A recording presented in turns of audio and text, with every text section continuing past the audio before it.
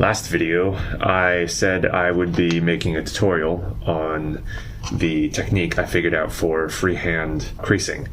So here it is. The main thing is, usually when you're creasing, you're creasing backwards, right? Like this. When you're freehand creasing, you want to crease forwards, okay?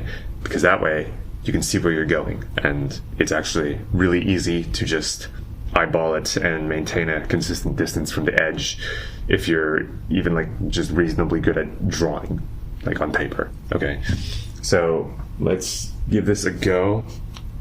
I wet it down evenly so that I don't get weird water streak marks. I don't want to press down lightly and make like a guideline, because it's actually easier if you press down harder on the first try, because that way what it does is it creates a deeper groove, and that helps you maintain consistency. It helps the creaser stay in place. It makes it more stable, versus if you're just running across the leather, you know, little wiggles in your arm or hand can just send it off course.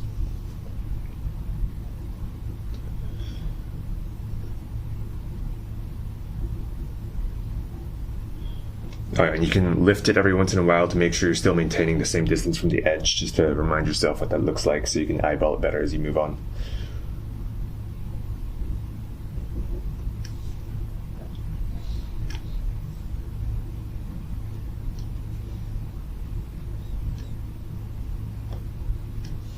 Okay, look at that. That is pretty clean. That is pretty smooth.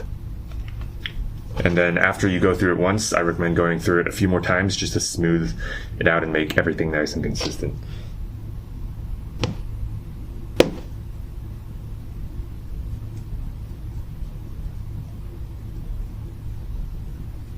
Okay, well, anyway, that's pretty much the entire tutorial. See, simple as that.